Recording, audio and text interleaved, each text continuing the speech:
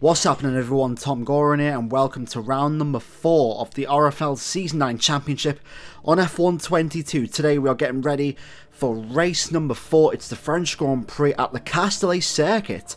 Make sure to watch the playlist and also the previous race down in the link in the description and also the end chapters. Make sure to like, share, comment and subscribe for more F1 22 league racing content as we get ready to end F1 22 before we begin F1 23, which should be coming out very soon. So if you like what you see here, then make sure you do subscribe. Right, apologies for the late recording. This is literally a midway stage of qualifying. I've literally forgot to record right in the middle of qualifying. But as far as practice is concerned, we always go through practice. Practice went quite well on this track. I felt like at my best I could do like a mid-30, but in qualifying actually I was quite struggling on the softs, but no, on the mediums, excuse me, not the softs. I keep getting them mixed up. So what you're about to see, I'm going to do literally 2 laps in the second half of qualifying on the medium tyres, just to get some laps in and just to get a feel for the track and get some feel on the car as well. As we enter this second chicane here, yellow flags, in sector number 2 in towards that middle chicane, entering this double right-hander, and for some reason I just lose the back end there. Tyre temperature wasn't a problem for me in qualifying. It's just really the race that I just was watching out for. But for some reason I was just having problems with that double right-hander all qualifying on the medium tyres. Make sure to follow me on Twitch as well. That's where I'm going to be live streaming most of these races over on Twitch. I'll leave the link in the description. I'll also leave the RFL Twitter and Twitch also if you want to watch these races live. But coming off our first podium of the season, we really want to try and get a race win here as we exit that chicane very nicely indeed. In towards the double right-hander, we slightly make enough time, but entering 4th gear, exit that curb, and once again we just spin. And yeah, just the tyre temperature just going through that corner is just, very annoying and confusing. I wasn't having problems with that corner on the mediums all practice, but in qualifying I just can't go through. So we are going to enter this last 15 seconds of qualifying with just this lap, and this lap will literally determine where we are in the sprint race. So normal Jinx does a 30.6.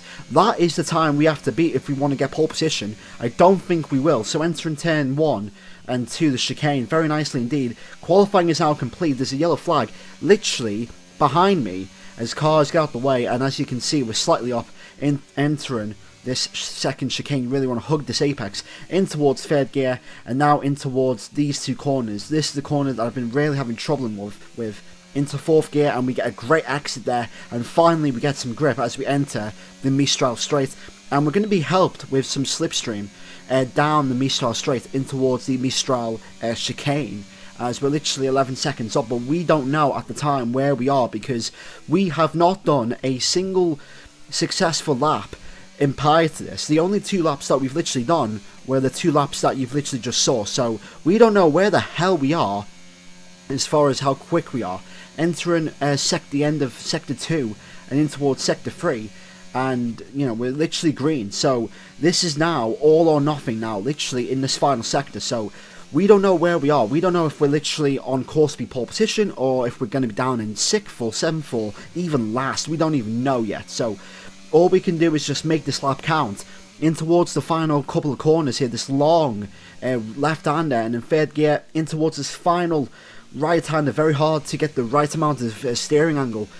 Open the DRS, follow the slipstream of the car behind, and across the line we go, and that is pole position for the French Grand Prix. 1 minute 30.51. No, was it? Yeah, 1 minute 30.5. That is pole position by just over a tenth. 5.26. That is pole position, and we've literally just got pole position for 1 lap. That is our one and only lap that we've done this entire session, and it was pole position. So that came out of nowhere.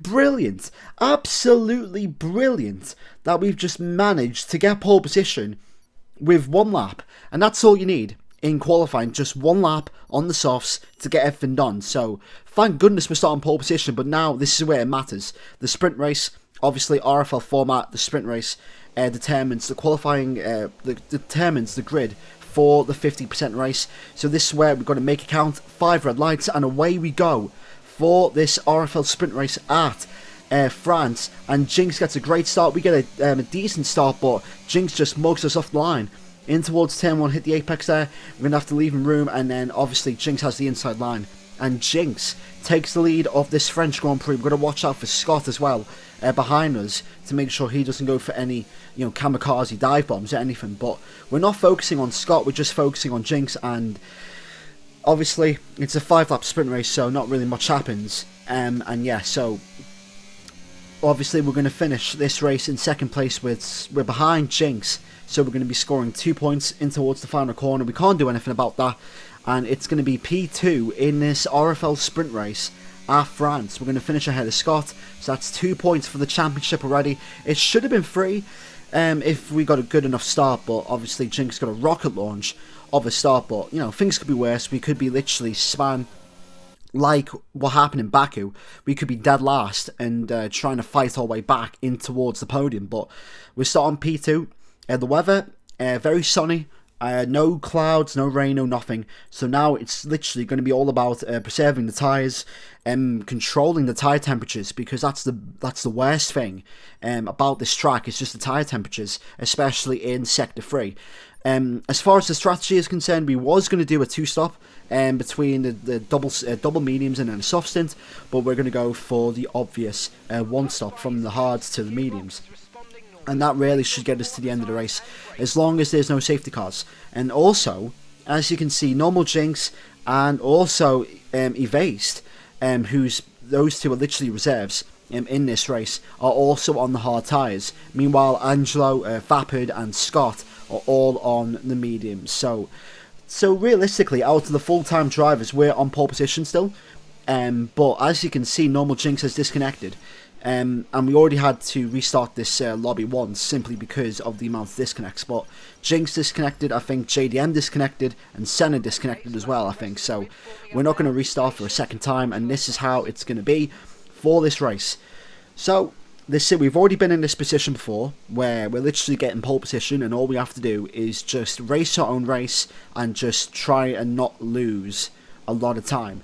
But this could be a very crucial race in the championship. If RFL Season 9, it's 5 red lights, and away we go for the French Grand Prix.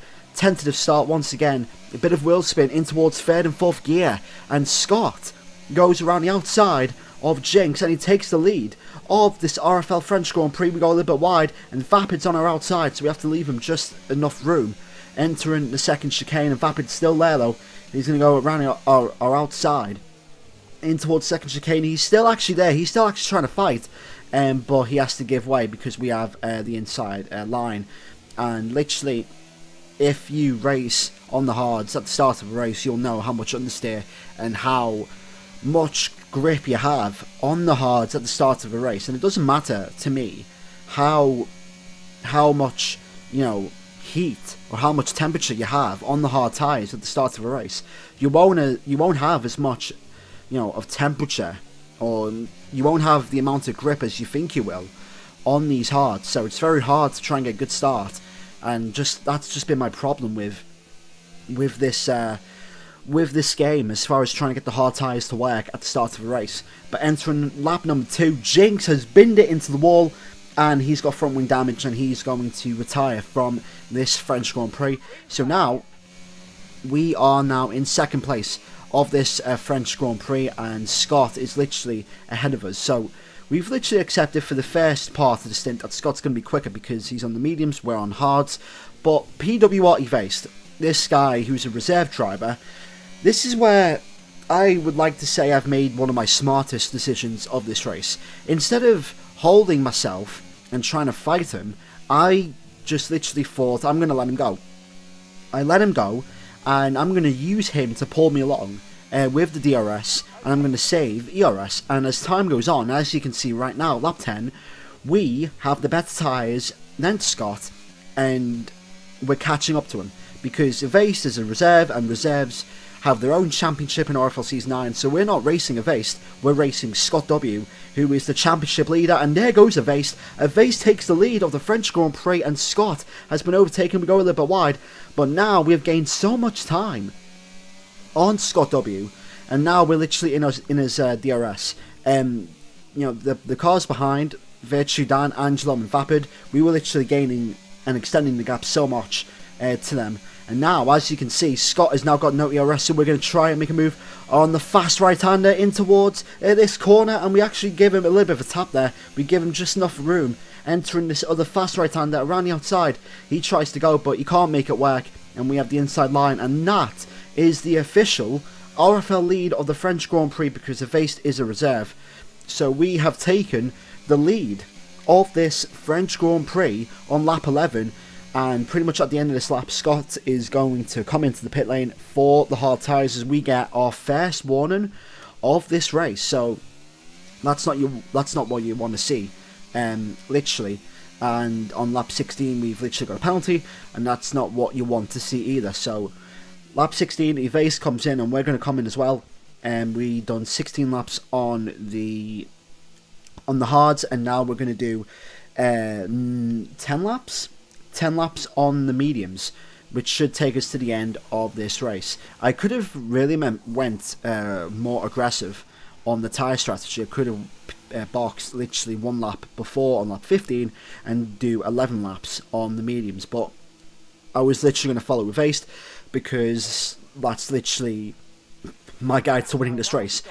You know, follow Evast and then just react to what the others have done. Scott, as you know, predictably, he's got an undercut to work, but he's on older mediums, well, older hards, excuse me. I keep making that same mix-up.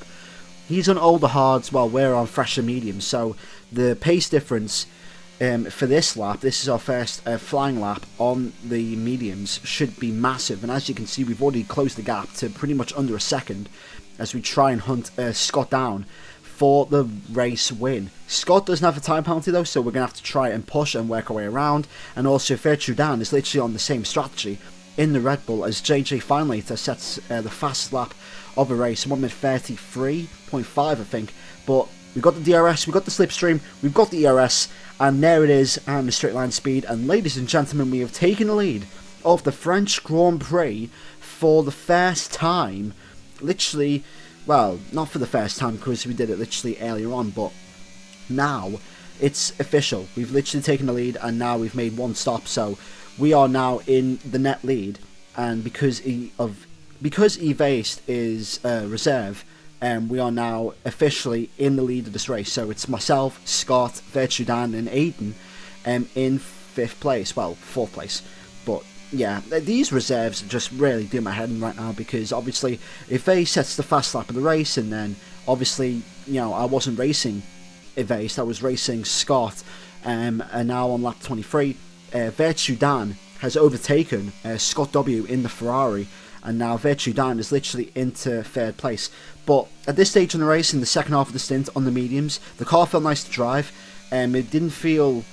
It didn't have, like, the balance, the weight balance was really even, and literally the car felt great to drive. There wasn't too much understeer, there wasn't too much oversteer, there was just the right amount of steering input, and plus with the setup, the tyres actually were fine. As far as temperature, as far as, you know, wear and tear is concerned, and because of that, we've able to extend this gap. And ladies and gentlemen, we are going to take our first win of RFL Season 9. We win the French Grand Prix and what could possibly be the last at this circuit. Get in!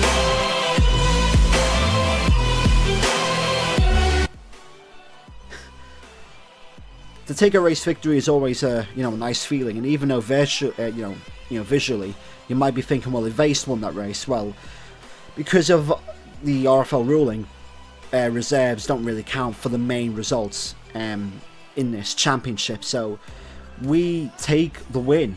We've won the French Grand Prix. Virtue Dan in 2nd, and Scott is in P3. And yeah, so that's literally a clean sweep. We literally took pole position. We took the sprint pole position, and we won the race. So that's literally another clean sweep. Just like what we did in Canada last year. We took a clean sweep, 29 points as well, or 28, I'm not sure. But that is that for the French Grand Prix. If you did enjoy this video, make sure to hit the like button, subscribe for more F1 22 League Racing content, and I'll see you all in the next video. In a bit.